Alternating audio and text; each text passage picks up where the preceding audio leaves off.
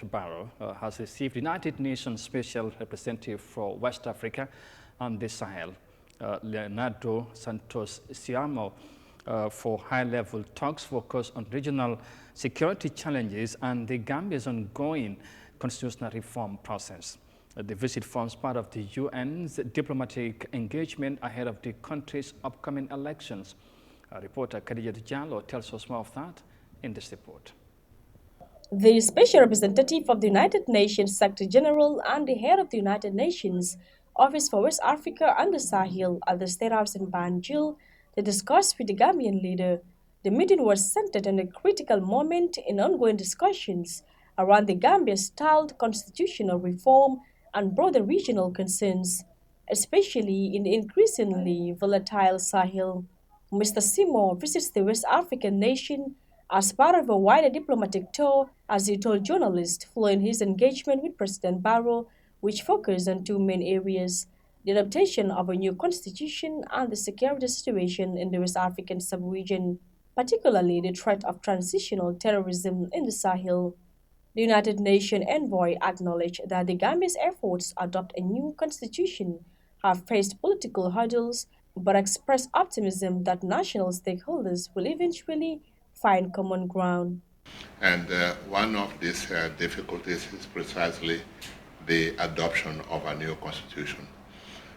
Different parties, or political parties, might have different opinions on that, but through dialogue, through consultations, we believe that an agreed solution for a constitution might be found. Politicians are precisely there to find a solution for the problems, and to find a solution, an agreed solution. It's one of these responsibilities of the political class, but also of civil society organizations and population.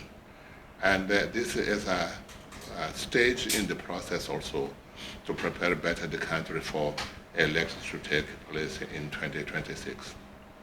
Look here, I have the summary of He reaffirmed the United Nations' commitment to supporting the Gambia's democratic transition through facilitation of dialogue and continued engagement with relevant actors ahead of the country's next electoral cycle.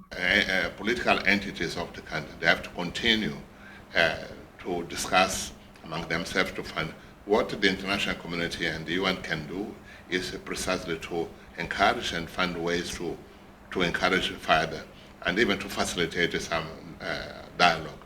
But the only way to have a constitution which reflects the feeling and the views of the citizens is through dialogue. Because political parties represent, in a way or another, segments of the population. And therefore, it's through dialogue that there is an harmonization of the positions among the political parties work out. What is important in a constitution is the content of the constitution, independently of the date of the drafting of it. So if we think that if the political parties come together to look at the content of what is to have, certainly they will find a negotiated solution. The United Nations official also commended President Barrow for what he described as a willingness to engage other political players in a spirit of openness. He called for compromise from all sides to ensure that the constitutional process leads to a favorable outcome for the nation. Seymour's visit is part of the United Nations' broader diplomatic efforts to strengthen political stability and peace building across West Africa and the Sahel, regions currently grappling with insecurity, political transitions, and governance challenges. For African News, Yahya Jammeh.